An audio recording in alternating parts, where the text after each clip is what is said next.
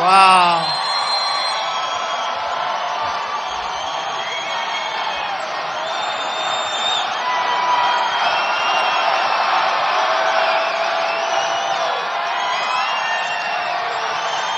This is amazing. Thank you very much. And you know, Rochester's a special place. I've known it for a long time, and we're going to make it better, okay? We're going to make it better. I want to thank, before I begin, I have to thank some friends. Carl Palladino. Yeah, get him out of here. Boy, oh boy. Where did they come from? Where do these people come from? Where do they come from? Where do they come from? There's nothing like a Trump rally, folks. I want to thank Carl Palladino, James Howe, Bill Nojay, and Bill Rylick. Thank you, kids. Great job. Really great job. So let's talk a little bit about Rochester for a second, because we're here. We come upstate. I know what's been going on for a long time. This same group, including Carl and many others, they asked me to run for governor. Between you and I sort of said, I'm sorry, but I'm doing something else. I didn't want to say this is what the something else was. And I think it can have a lot bigger effect on upstate New York and on Rochester by doing what I'm doing than I could have even as governor. Although you would have been fracking by now, a long time ago, you would have been fracking, I'll tell you that. It is sad, though, when you go at the line and you see in Pennsylvania machines, boom, boom, boom, all the way up and down the line, and yet on the right of the line, we can't have those machines because they're bad for the environment, okay? So, explain it. We could have wiped out our debt in New York. We could have wiped out our debt. But, hey, we will get it straightened out, folks. One way or the other, we're going to get it straightened out. Here's some statistics. I just did this on the way up, and I wanted to do it. And I have a lot of friends that are here from this area, and they're hanging in there. They're hanging in. They're not leaving. But in New York State, lost 3 out of 4 manufacturing jobs that existed in 1960. You know, when you think of that, 3 out of 4. Rochester, which is an amazing place with amazing people, which we see today,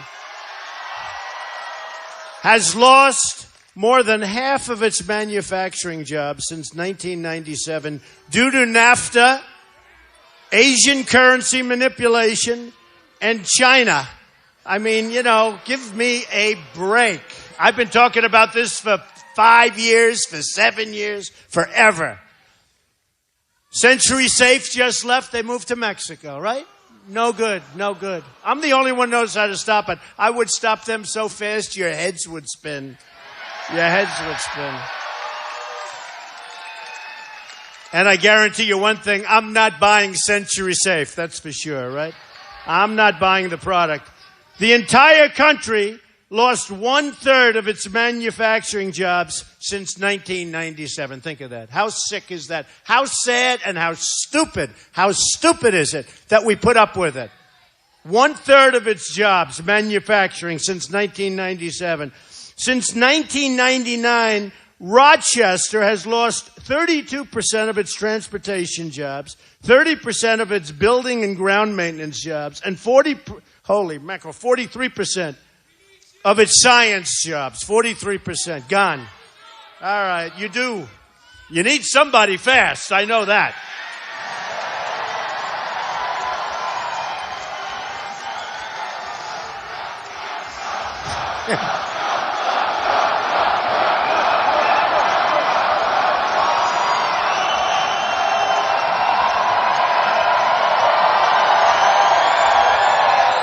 We're going to get it straightened out, folks. It's not even going to be that hard. Believe me, it's going to go quickly, a lot quicker than people think. They say, oh, he can't do that. I can do it. You watch. I'll just show you. It's going to go fast. I mean, how much longer do we have, right? How much longer? It's going to go fast. TPP, listen to this. That's the trade pact, which is a disaster. It will be worse for you, for Rochester, for upstate New York, for New England, for the entire country. It will be worse than NAFTA. It will be worse. Ted Cruz is totally in favor of it. Okay, think of it.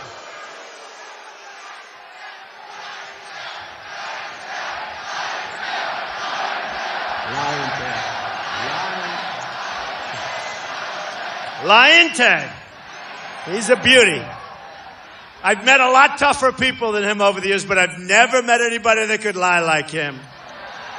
Of course, a really good liar doesn't get caught lying, right? He gets caught. Remember with Ben Carson? Ben Carson has left the race, he said. Vote for me. He's left. This was during Election Day. And Ben Carson endorsed me, by the way, and he's a great guy. But TP, which is a disaster, both of my competitors now are totally endorsing TPP, will give 3,000 foreign companies, think of this one, nobody even talks about this, the opportunity to sue New York for the differential in payments because of the United States and New York regulations. We have regulations. These companies are now going to come in and they're going to sue us because we're allowing them to come in. The whole thing is crazy. And we have politicians, they're not so stupid, all of them. Some are stupid and some are being taken care of by, as you know, their lobbyists, their special interests. Me, I'm self-funding my campaign, folks. Nobody's taking care of me. Nobody. Now, I mean, think of that. So they're going to come in, we're going to end up with thousands of lawsuits over what? Over the fact that we allow them to come in. Rules and regulations, and we have to abide. But we don't have to abide because of them. It's going to end, folks. The stupidity is going to end. Now, Bausch & Lomb, you know all about Bausch & Lomb. They moved their headquarters out of Rochester. Xerox is outsourcing to IBM in different locations. The whole thing is a catastrophe. Could I ask you a question? I love loyalty. I love the fact that you stay. Why did you stay? Why? Why? You know why you stayed? Because you know if I get elected, Rochester is going to boom again, okay? It's going to boom again. Our whole country is going to boom again. You know, I'll give you a little example. So I hear about Century Safes. So I just heard about it today. They left. They're going to Mexico. They're going to make safes. They're going to let go of 500 people. And here's what's going to happen. Very simply. They're going to make their safe. And I'm going to say, that's wonderful. It's a wonderful product. Good luck with it. But you're going to pay a nice big tariff or tax when you try and sell that safe to the United States. 100%. And if they know that before they make their decision to move and before they build their plant, if they know that they're going to be paying a 35% tax, they're not moving, folks. They're going to stay where they are. They'll be fine. And, you know, I watch these politicians, corporate inversion. You see about corporate inversions. It's a huge problem where companies are moving out of the United States. They get lower taxes. And by the way, my tax policy, low taxes, I cut it. Some people, by far the biggest of any of the candidates that ran and that are currently running, but we cut the taxes way, way down for middle-income people because the middle income has been forgotten in this country. It's been forgotten, totally forgotten. And we cut them down for business. We're the highest taxed nation anywhere in the world. We pay more tax than anybody. We have more rules and regulations than anybody. That's how these TPP countries are going to come in. They probably have clauses where, oh, you don't have to go by the rules and regulations. Then they come, they say, oh, you misrepresented because look at all the rules and regulations. Let's sue the United States. Let's sue New York State. Let's sue Rochester, okay? Get your lawyers ready, folks. End TPP. It's a disaster. End it. All right. So I know how to do this. Now, I watch these politicians. It's so sad. And they don't know how to stop companies from moving. Well, I know how. You just tell those companies, if you move, you're going to be taxed when you sell your product into the United States. And they're not going to move. And they don't want to talk about it because I love free trade. The problem is when you have free trade, you need smart dealers. You need smart negotiators. You need smart people running your country. We don't have that. We have just the exact opposite, okay? So I like free trade, but free trade is not free trade. It's dumb trade because we lose with China. We lose with Mexico. We lose with Japan and Vietnam and every single country that we deal with. We lose with Canada. Big lead, tremendous trade deficits with Canada. We lose with everybody. We lose, no more is right. No more. It's ended. It's ended. It is ended. And that's why nobody has crowds like this. You know, they stopped the buses from coming in an hour ago. There are thousands of people that want to come in, and they said they had a fire problem. Look at the size of this hangar. This is a big hangar. It's packed. Now, the press, which is so dishonest, they won't show that. They won't show that. No, they don't show it. They don't show it. You know, I just went through one. I came up, they asked me a couple of weeks ago, what do I think of? Thank you very much. We love you too. We love these people. We love each other. We want to make our country great again, right? Make America great again. You know, and I've been saying it, the American dream is dead, but I'm going to make it bigger and better and stronger than ever before. You watch. You watch. And somebody said the other day, well, what is your policy like on the military? And I said, America first. America first.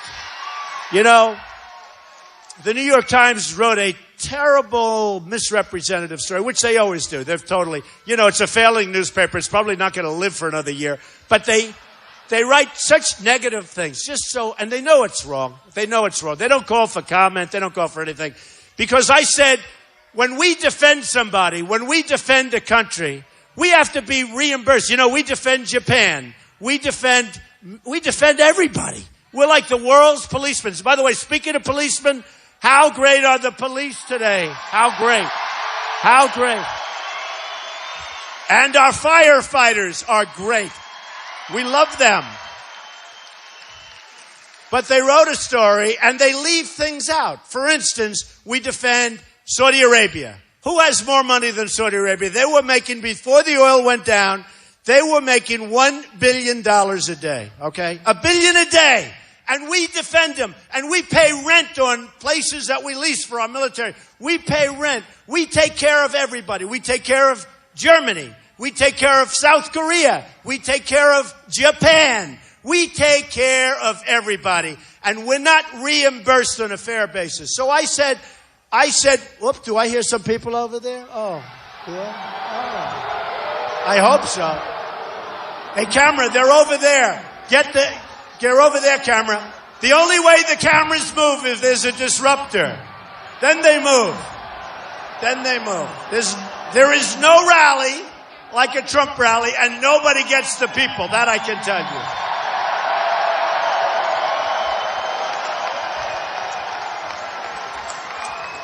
So we talked about it. And thank you. Thank you.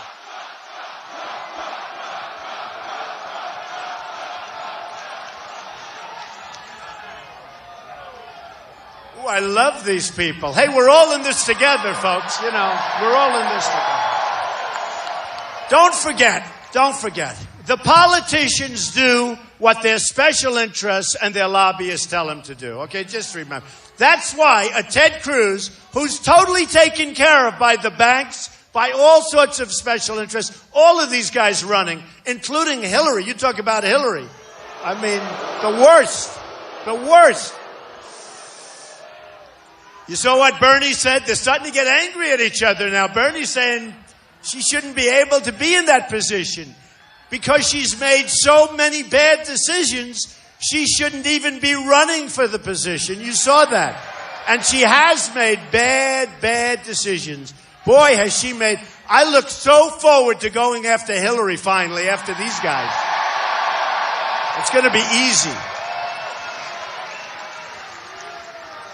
So the problem is that they're all going to be taken care of, and they're all taken care of by different people. You have lobbyists in Washington that specialize in Cruz, and they specialize in Hillary. It says Hillary on their forehead. Hillary. I take care of Hillary. And they give them millions of dollars through different people, probably through themselves also. They give millions of dollars. And when there's a problem, you go and you hire those people. And you say, you know, Cruz has caught on to the fact that Century Safe or whoever it is moving, and they want to be able to move. They don't want any problems. And you know what? 100%, folks. No problem. With me, they'll come see me, and I'm going to say, no, I don't care. Doesn't matter. They're paying their 35% tariff to get their product in. I don't care. And I'm not going to be convinced otherwise. But remember what I just said. A little while ago I said, because it's so important for you, it's more important than for most people, because you've been decimated. You know, a lot of areas that I go to, they've been hurt. Every place has been hurt. But Rochester in upstate New York has been decimated, okay? Decimated. And let me just tell you, that's why it's so important. And I guess that's why I'm killing everybody in New York in the polls. Why wouldn't I? Why wouldn't I? Because these politicians are all talk and they're no action, and they'll tell you, and they follow what I say. You know, they see what I say, and then he'll get here and they'll all get here and they'll say, we've got to tax them. The other day I heard Ted Cruz say, we want a wall and we'll build a wall. I said, where did that come from? All of a sudden, out of the blue. Out of the blue. And by the way, speaking of that, we will have strong borders and we will have the wall, and Mexico will pay for the wall. Mexico will pay for the wall, believe me. Believe me.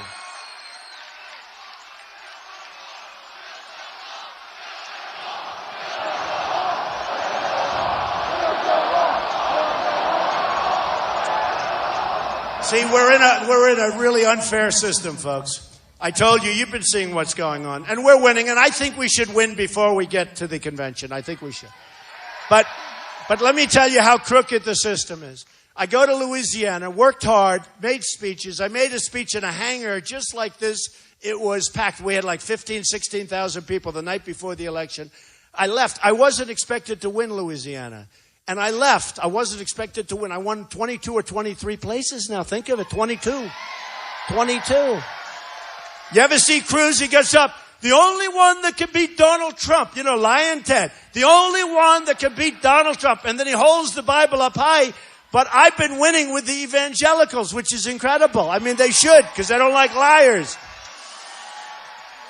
But do you remember in the debate where he said, the only one that beats Donald Trump is Ted Cruz? Okay, except for one problem. One problem. What's the problem? He said, I've beaten him 6 times. I said, yeah, but I've beaten you 18 times. And he went like, oh. It was a weird moment, frankly. It was a weird moment. No, I've won 21 or 22 states. He's won half that number, maybe less than half that number. I've won, here's what's important, which they don't even count, because it's a crooked system, folks. It's a crooked system. And in all fairness, take a look at what's happening to Bernie. He wins. And I hear he doesn't have a chance. This is a crooked system, folks. This is a crooked. I'm not a fan of Bernie. I couldn't care less. You know, as far as I'm concerned, I couldn't care less about Bernie. But he wins, and he wins like me. I've won twice as much as Cruz. I've won millions and millions of votes more. People that have never voted are coming out to vote for Trump. People that are Democrats. The Republican primaries, it's up more than 70%. The Democrats are down 35%. Surprised me. But the Republicans, because of me, are up 70%, almost 70%. From 4 years ago, when we had a choke artist named Mitt Romney that should have won that election. No, he's a choke artist. But we're up 70% from 4 years ago. Now, every one of those people, if they try and do their little shenanigans, which is politics as usual, every one of those people that are all enthused, and look at all the people here today, and to think we had to stop the buses and thousands, please apologize to them. I'll come back. I'll come back. I'll be back a lot. But think of this. So I watch Bernie. He wins. He keeps winning. And then I see he's got no chance. They always say he has no chance. Why doesn't he have a chance? Because the system is corrupt. And it's worse on the Republican side. Because I'm up millions of votes on Cruz. Millions. I don't mean like I'm up by 2 votes. I'm up millions and millions of votes. I'm up by hundreds and hundreds of delegates. I go to Louisiana. I win Louisiana. And I say, isn't that beautiful? I love the people. I send them a note. Thank you very much. I love you, Louisiana. Then I find out that I get less delegates than Cruz because of some nonsense going on. No, I'm telling you. And I say this to the RNC and I say it to the Republican Party. You're going to have a big problem, folks, because there are people that don't like what's going on. You know, they don't like what's going on. I mean, I win the state of Arizona and Cruz wins Utah, which is far less in terms of the number of delegates, right? And then I see Cruz, I won Utah. He doesn't talk about the fact that he got killed in Arizona by a landslide. We've got a corrupt system. It's not right. We're supposed to be a democracy. We're supposed to be, you vote and the vote means something, all right? You vote and the vote means something. And we've got to do something about it. Now, here's what's going to happen. We're doing fine. We should have won it a long time ago. But, you know, we keep losing where we're winning. Today, winning votes doesn't mean anything. This is the only time. Have you ever heard anybody say, other than me today, that Donald Trump has millions of votes more than Cruz? Okay? I have millions of votes more than Cruz. And nobody talks about that. Delegates, I have, I think, about 200, maybe more than that more. But it's not right, folks, because what they're doing, and whether it's me or whether it's Bernie Sanders, when I look at it and I see all these victories that I have, all these victories that he's got, and then you look at the establishment, and I want to tell you, it's a corrupt deal going on in this country, and it's not good. It's not good. And it's not fair, and it's not fair to you people. A reporter, a very fair reporter, just asked me, what do you think would happen if you didn't get it, Mr. Trump? You have all these people. They've never seen. By the way, this is a record crowd. They've never had a crowd like that in the history of this place. And that's with many thousands of people being turned away. The buses couldn't take them here because obviously you don't have any room. But with all of that, they said this is a record crowd, over 10,000 people. They've never had anything like this. And you know what, folks? You know what? They're taking your vote away. They're disenfranchising people that want to see America be great again. And politicians will never do it. They don't want to do it. They can't do it because their lobbyists and special interests are saying, we're not going to let you do it. It's no good. And we've got to change the system. And it's got to change fast. So I think we're going to be fine. We're doing really well. But we've got to have a system where voting means something. Doesn't it have to mean something? Okay? So Rochester, listen to this beauty. Rochester lost 90,000 jobs since 1970, 4,000 jobs in the last 6 months. 4,000 jobs in 6 months. Don't leave. Don't leave Rochester. I'm telling you, I will bring it back so fast. Oh. And then they have the Rochester unemployment rate is higher than the state and all of that stuff. I mean, it's really a sad situation. So we're going to make the greatest trade deals ever made by any country. I'm good at that stuff. That's what I do. I built a great company, tremendous assets, some of the great assets of the world, Doral, Turnberry, great buildings all over the place. And you know, it's funny, when I put my papers in, everyone said, well, he won't file. You know, nobody knows because I'm private, so nobody knows. So I put the papers in. The press goes there. They were so devastated to see how great. And I'm not bragging about it. I'm just saying that's the kind of thinking the country needs now. They need thinking like thinking. They need smart thinking. Built a company with some of the greatest assets in the world, but tremendous cash flow, very, very low debt. And people haven't seen anything like it. And it's, you know, it's phenomenal. And all filed. They all said, well, maybe he'll take a long time to file. I didn't take a long time. I actually filed ahead of schedule. In fact, if I wasn't going to run, I probably would have filed anyway because it's a form of bragging. That's how good the company is, okay? I think I would have filed anyway. But I made the decision to run. And the reason I did was I had just had it. I watched the Iran deal being made, which now turns out to be a disaster. And I could have said it was a disaster when they started negotiating with infinity years. Did you ever see a deal take so long? Okay. Now, Kerry did not read the art of the deal, by the way. Kerry is an incompetent negotiator. Barack Obama is an incompetent.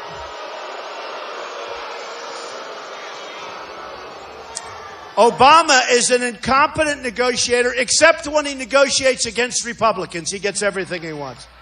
You know, it's interesting. A friend of mine brought up something. They talked about, right, 3-4 years ago, they said, if we could only have the House, we got the House. Then they said, if we could only have the Senate, we got the Senate. And you know what? It's gotten worse. It's worse.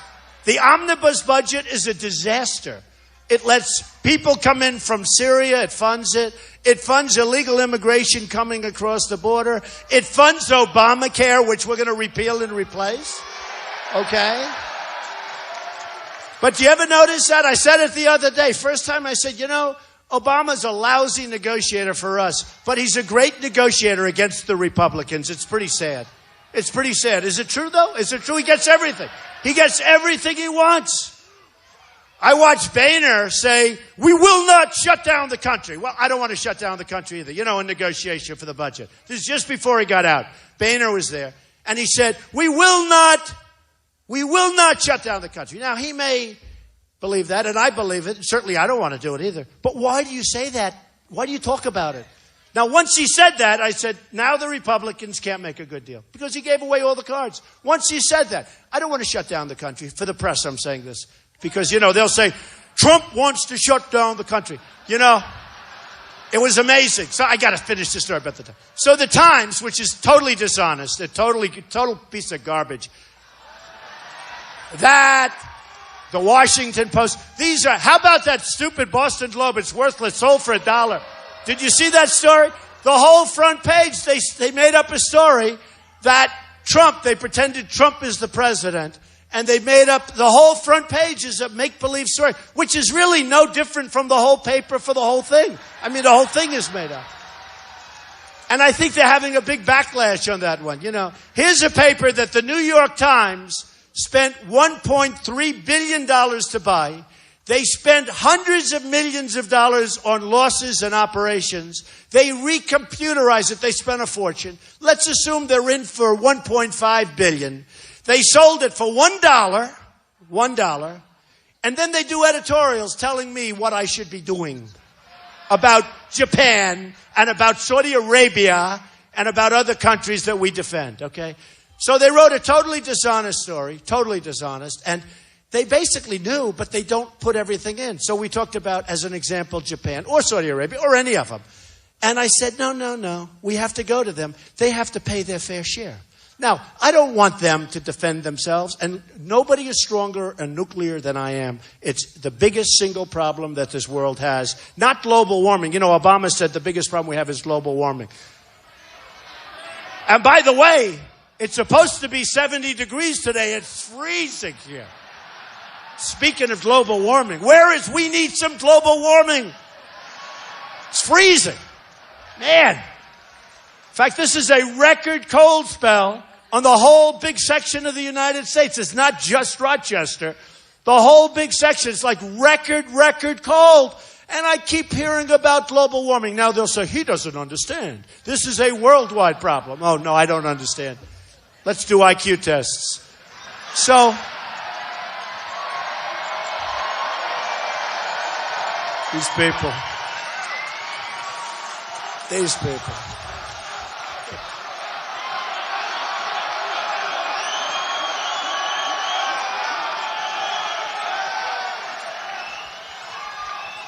So I said basically, no, I want to defend Japan and other countries. You know, in South Korea, we have 28,000 soldiers on the line between the maniac in South Korea, North Korea, and right. We have 28,000 young, brilliant, beautiful, wonderful soldiers that are in harm's way, that we love, that parents love, and they're very nervous. And we have this guy over there talking nuclear, talking everything else, and talking about, you know, you ever see his armies? They're very big. And we have our people over there. And we're not properly reimbursed, okay? And Japan is not properly reimbursing. And Saudi Arabia, again, $1 billion a day. What are we doing, folks? They got to take care. If we weren't in Saudi Arabia, if we weren't protecting them, they wouldn't be there for 1 week, believe me, not 1 week. And yet they make the money with the oil. And by the way, this has nothing to do with Saudi Arabia. I have so many friends from Saudi Arabia, so many friends in Japan, so many friends. I have buildings in South Korea. But you know what? What's fair is fair. I'm more interested in our country.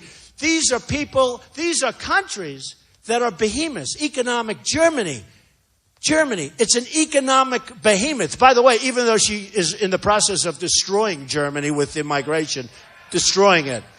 Do you know that she was Person of the Year and I would have gotten it if she didn't get it? And now they're saying, I think we made a mistake in picking Merkel. We should have picked Trump. Time magazine. Who cares? I've been on the cover of Time magazine a lot lately. You know what they're doing? The reason I've been on so much is because it's a movement. What we have going is a movement. Now, they're trying to subvert the movement. They can't do it with bodies. They can't do it with people because they don't have near the people that we have. So what they're trying to do is subvert the movement with crooked shenanigans, all right? And we're just not going to let it happen. We're not going to let it happen. We can't let it happen. Because we can bring this country back so fast, so fast. There are so many forces against us. They've been against wage earners for forever, it seems. But 17 years, people have not had an effective wage increase in this area. 17 years they haven't had. And then you wonder, why are they angry? In fact, a writer came to me and said, Mr. Trump, are you angry? I said, no, I'm not angry. I know what's fair. Well, your people are angry. I said, no, they're not angry. They're not angry people. You're not angry people. But you're tired and you're sick of watching the stupidity and the thefts, and you're watching the world take our country away from us, and that's exactly what's happening. Exactly.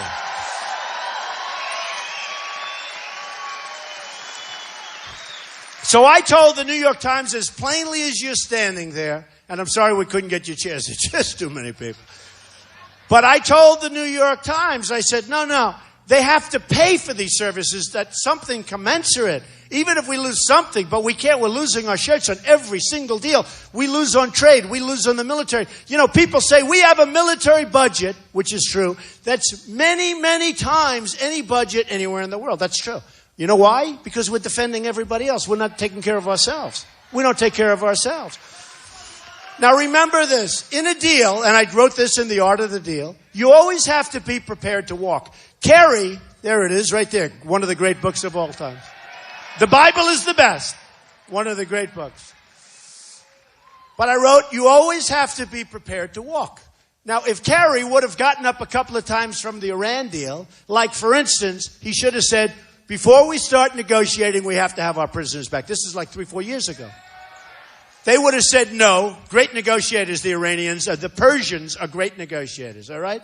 So they would have said, no, we won't do that. And I would have said, if it was me, I would have said, bye-bye, we're going. And then you double up the sanctions. You'll have your prisoners back within 24 hours, 100%. 100%. I then would have gone very, very easily. I would have gone and I would have said, listen, the $150 billion, sorry, we don't have it. Did I ever tell you the story? My father, he thought I was a little bit rough around the edges. He said, son, you've got to take the lumps out, the lumps. You got to be a little softer. So in the old days, I would have said, we're not giving you the $150 billion. And, you know, there'll be a lot of anger and it takes longer to heal. But he would have said differently. He would have said, no, we have a problem. Our country owes $19 trillion. Soon, because of the crazy omnibus budget that was just passed by the Republicans, it's going to be $21 trillion. And honestly, we don't have the money. We can't give you the 150. I'm sorry. And you know what they would have done? Would have gotten very angry. Within 2 weeks, they would have come back. We would have come back. We would have saved $150 billion. Believe me, 100%, okay? We gave them $150 billion, and they go out and buy Airbus. They go out and buy missiles from Russia. They buy from everybody by us. And by the way, we have a prohibition that they can't buy. Now, I think that prohibition's great. But when we hand them $150 billion, we should take the prohibition off for a little while, don't you think? Let them buy from Rochester, New York. We don't care if they're from Iran, right? We'll sell them missiles that don't work correctly, right? Let them sue us. Tell them to sue us. Oh, I'm sorry, they don't work. Gee, that's too bad. We'll take in about $12 billion for missiles, and they'll say, these missiles are terrible. I said, yep, that was the purpose of it. But they're buying missiles that do work, folks, and really because of us. So many different things. I talk about Sergeant Bergdahl. We get Bergdahl, a traitor. No, we get a traitor who, by the way, 6 people at least, but 6 people, 5 known, but 6 people were killed looking for him. So we get Bergdahl, and they get 5 of the people that they most coveted in Gitmo, which we're keeping open, by the way, 100%, that we'll fill it up. So they get 5 killers that they most coveted, that they most wanted of anything, all right? So, look, when I started this on June 16th, and it takes guts to run for president. What do I know about this, okay? It takes guts. Not easy. The last thing I ever thought I'd be is a politician. Can you believe I'm a politician? Don't tell me. Don't tell me. But it does. It takes guts to run for president. And I said, I've just had it. I've had this stupidity. I've had these trade deals, whether it's Century Safe or whether it's Carrier or whether it's Ford moving their big operations to Mexico or whether it's Nabisco closing their plant in Chicago, a place that needs some help, and they closed their plant in Chicago and they're moving it to Mexico. How stupid are we, folks? How stupid? How stupid are the leaders of this country? We're not going to let them, we're not letting them get away with it anymore. We're not going to let it happen. We're not going to let it happen. So we're going to do things. And I came down the escalator with Melania, and I took a deep breath, and I said, she'll make a great first lady, I will say. Sure. I took a deep breath, and I said, let's go. And there were cameras downstairs. I say it all the time. I'm telling you, it looked like the Academy Awards. Look at all them back there. Look what we brought to Rochester today. Look at those people. Look at those cameras. Oh, if they were only honest. If they'd only really follow the camera. You know what some of them do? They wait till everybody leaves. Now it's empty. And then they'll say, we're here at the arena where Donald Trump... And everybody looks and they see this big empty space. They don't show it like this. They are really, really bad, dishonest people. But that's okay. You know, after a while, you learn to live with it, okay? To finish up one thing, and then I'm going to tell you where it started and where it's going, and then we're going to have a quick thing, and then I'm going to just tell you one thing. We're going to start winning again. We're going to start winning again, folks. So when I talked about to the New York Times, when I talked about defense and this and that, I talked about they have to pay. And if they don't pay, well, we have to be prepared to walk. So they said, well, would you walk? Well, we may have to be prepared because we cannot continue to go on with this where we're defending Japan. We love Japan. I have many friends in Japan. Love Mexico. Many friends in Mexico. Have thousands of people working from me, Hispanics. And in Nevada, when I had the poll, I won Nevada, the state of Nevada, in a landslide. They did a poll of Hispanics. I won the Hispanics by a lot. A lot. Okay? They're great. They're great. But their leaders are too smart for us. Their leaders are too cunning for us. What happens, though, is when I talk about any one of the countries, let's say Japan, I say, no, they have to take care of us. We can't continue to lose the kind of money that we're losing defending all these countries that, by the way, are making a fortune. Look at the cars that come pouring into this country from Los Angeles. You go, the largest ships I've ever seen. They're loaded up with cars from Japan. They come pouring in. And in fact, Obama said the Japanese are very worried about the rhetoric of Trump. They should be worried, honestly. They got to pay. They got to pay. They got to pay. And we don't mean, I'll tell you what, I would bet that I will get along better with Japan than Obama does. And they rip us off. We will we'll treat them very fairly. I want to treat them fairly. I'm going to treat everybody fairly. Look at China. $505 billion yearly trade deficit. And they go and build a massive military complex in the middle of the South China Sea, which they're not allowed to do. And we don't do anything about it. We have so much power over these countries because of the power of trade. And we don't know it. We have leaders that don't realize that we have power. So with Japan, with any of them, but with Japan, I'd say very nicely, listen, we need help. You got to take care. We don't want you to arm. But you know what? You have to be prepared. You have the maniac. Japan is concerned about him. You know, there is a school of thought that Japan would be better off taking care of him and let us sit home and watch it on television for a change. Does that make any sense? I mean, you could make the case. You know, we have now 9 countries that are nuclear, right? 9. So they say, oh, Donald Trump. And now here's the thing. So I said, no, I'd negotiate with him. I'd be prepared to walk, But I'd negotiate with them, and they have to pay a lot more money, and they have to, we got to get our house back in order, right? So I said, I would prepare, and I'd much rather take care of them. They have to pay us, but I'd much rather take care of them. But I would be prepared. The question was, well, would you walk? Yeah, I'd be prepared. So I have these phony stories come out in the Washington Post, which is, by the way, a total rag. What a rag. And the reason it's there is to protect a company, which I'll talk to you about very soon because I'm writing a whole big thing about it. The owner of the Washington Post, do you know what he owns? Amazon. Do you know how little tax Amazon pays? So he uses the Washington Post to protect Amazon from taxes. Okay? That's all it is, folks. And they go crazy. They write on average like 8 stories a day on me. I have so many stories I can't even read them. I can't even read the good ones when they happen, which is seldom. And the New York Times, I'm telling you, the Washington Post was purchased by a guy. It was a loser. Losing money, hand over fist. The Washington Post was purchased by the gentleman that runs and has a big stake in Amazon, right? You know his name? Correct, Bezos. You know his name.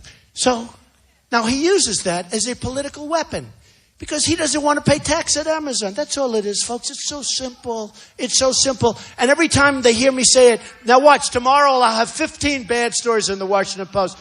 And all I'm doing is wanting to protect you, folks. I get it. I understand it. I get it. So don't worry about them. You know what? Their voices aren't strong enough. Just keep it.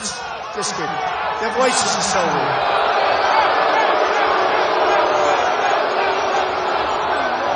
They're trying to protect Bezos.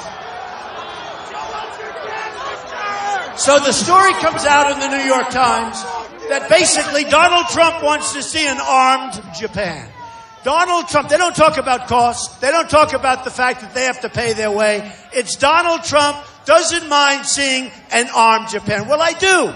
But what I say is they have to pay. Does that make sense to you folks, okay? Does that make sense? These are unbelievably dishonest people. I'll give you an example. We had one guy up front. He raised his hand. He said 2 words. We had that person in the back who said a couple of words. Tomorrow the headline will be major protest at Trump rally. There's no protest. We got 10,000 people. We turned away 5,000 or 6,000, unfortunately. And with all these people, we had 2 people raise their hand. Tomorrow the headline won't even be about defending Japan. It will be about Trump had a protest. Let me tell you, our rallies are the safest rallies of anywhere. The safest. We have the safest rallies of anywhere. And you know what's nice about our rallies? Because a lot of these people are agitators. You look at them, they have professionally done signs. They don't have signs done in their basement. These are professionally done signs. You know what's nice about our rallies? Our people protect themselves. They protect each other. There's something beautiful. That's called teamwork. That's the way our country is supposed to be. We're supposed to love each other, and we will love each other. We'll love them someday too. But we're supposed to be protective of each other. And there's tremendous love in the rooms when we have these rallies. Tremendous love in the room. So on June 16th, come down the escalator, started talking about illegal immigration, and man, did that hit a button. And now, Sheriff Joe from Arizona, we love Sheriff Joe Arpaio. The Border Patrol, 16,500 Border Patrol people endorsed Donald Trump last week. They've never done it before. They've never done it before. So I said, let's see what we can do. Because I talked really about trade, because we have to make our country rich again. A woman came up to me and said, wonderful woman, incredible woman, 60 years old. I said, how old? She said, 60. I said, you look great. She said, Mr. Trump, don't say we're going to be rich again. I said, I have to say that. Because if we're not rich again, we can't be great again. We have to bring back our money. We have to bring back our jobs. We have to bring back our industry. It's been stripped by these politicians that don't care or are stupid. I said, so we have to make our country wealthy again, and we have to make our country great again. I'm the only one going to save Social Security, folks. Ted Cruz wants to cut it. Everybody wants to cut it. I'm the one person because I'm going to bring our jobs back. I'm going to bring our wealth back. And believe me, a lot of those jobs are coming back to Rochester. Believe me, there's going to be incentives, and they're coming back to Rochester. A lot of the jobs. Just remember I said it. Remember I said it. So here's the story. So I said on June 16th, I talked about trade, and I talked about the border. The borders and illegal immigration were met with, at first it was quiet, and about a week later, do you remember the delayed reaction? A week later, everyone said, whoa, what did he say? They were all saying, what a good speech that was. A week later, all of a sudden, they just went after me. And I said, wow, now everybody's saying I was right. They're all saying I was right. I also said we have to be extremely careful with radical Islamic terrorism. And we have to look at the Muslims, and we have to do something. We cannot stand by and be the stupid people while our country is destroyed. You see what's happening in Germany with the crime. You see what's happening in Sweden, where they have a small little section. You see what's happening in Brussels. Now, in Brussels, a number of weeks ago, I said Brussels is a hellhole. Before the accident, before the horrible tragedy, I said Brussels is a total hellhole. Now, I knew Brussels from many years ago, one of the most beautiful cities in the world. But a couple of months ago, I made the statement, Brussels is a hellhole. The New York Times wrote a story. How dare Donald Trump say that? How dare? Then the blow-up happened. Now they're all saying Trump was right again. It's amazing, right? It's amazing. No, we're right. I'm right. I wrote in my book, in the year 2000, The American We Deserve, I wrote in the book, the year 2000, right? I talked about Osama bin Laden. So one of the television hosts didn't believe it. They brought the book into him. He said, wow, Trump was talking about this 2 years before the World Trade Center came down. I promise you, I would have taken that guy out, and you would have had the World Trade Center stand. I would have taken him out. I do know. I'm the one that talked about take the oil, right? I said, don't go into Iraq. It's a mistake. And I said it. Don't go into Iraq. I was against going into Iraq. But once we were there, you couldn't get out the way Obama did it. And he gave us an exact date. We are leaving on an exact date. And the enemy sat back and they said, wow. They didn't believe him. They thought it was a camouflage of some type. They didn't believe him. They said, wait a minute. He can't be that stupid. He's given us a date. He's given us a date. He adhered to the date. Now, I said, don't go into Iraq, but you can't get out without leaving some people behind. Not that it's worth it, because it's such a, you talk about hellhole. There's another hellhole. Now, Iraq is being taken over 100% by Iran. They've been wanting to do that for decades and decades and decades, right? But they're taking over Iran. Iran is taking over Iraq. The second largest oil reserves and great stuff in the world, and they're taking it over. We made it possible by decimating Iraq and their army and their military. We made it possible. So Iran's wanted it for years. So not only did Iran go and make one of the great deals ever with us, but then they made a much better deal, because we decimated Iraq and Iran is now taking it over, okay? And let me tell you, they're taking over Yemen. When you look at the border between Yemen and Saudi Arabia, they don't want Yemen. They want Saudi Arabia. And never was Saudi Arabia in the trouble they're in now. And they don't want Saudi Arabia. They want the oil. Okay? And what I'm saying, folks, is they got to pay. They got to pay. They got to take care of us. Why are we the dummies all the time? They got to take care of us. So when this started, I was talking trade, very strong. I was talking trade and I was talking borders. By the time it finished, we had a thing called Paris. And speaking of Paris, if some of those people in that room had guns, and the same thing with California, same thing with California. If some of those people in those rooms in Paris or that room in California, where these two radicalized people that worked with them, who were given baby showers for their child, if some of those people on the other side had guns, wouldn't have been the same story, folks. In Paris, 130, toughest gun laws in the world, 130 people killed. Boom, boom, boom, boom.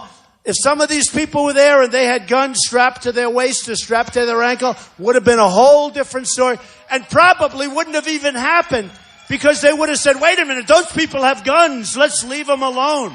Okay?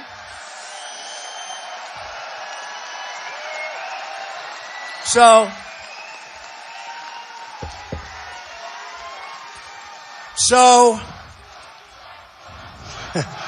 thank you.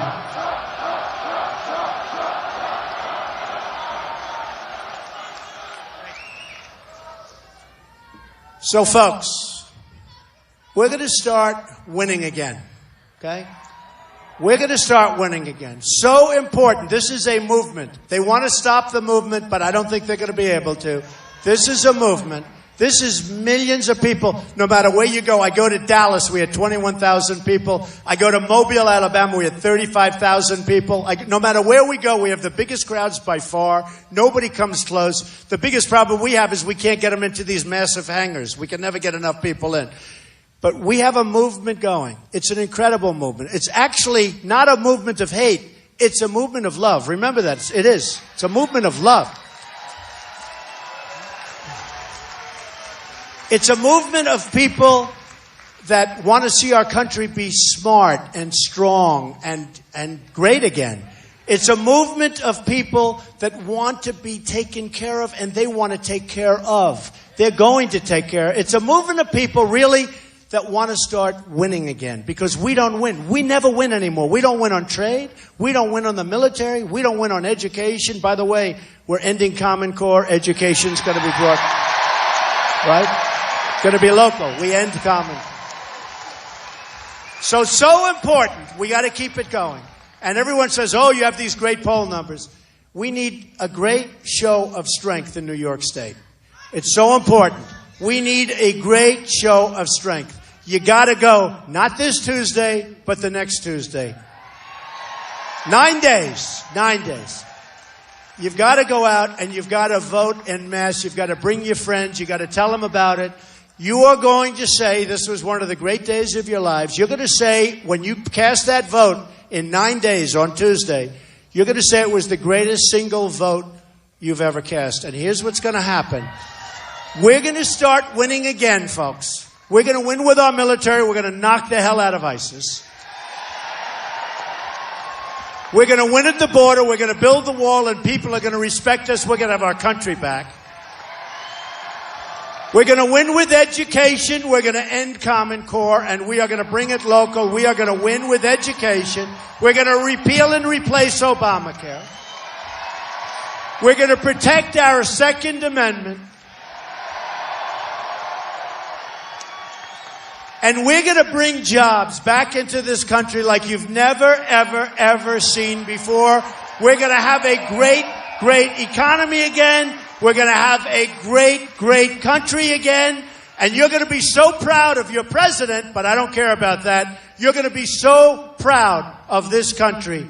The American dream, remember this, and I've been saying it, the American dream is dead. But I'm going to make it bigger and better and stronger than ever before. We are going to make America great again. Thank you, Rochester. Thank you. We love you. Thank you. Thank you, everybody.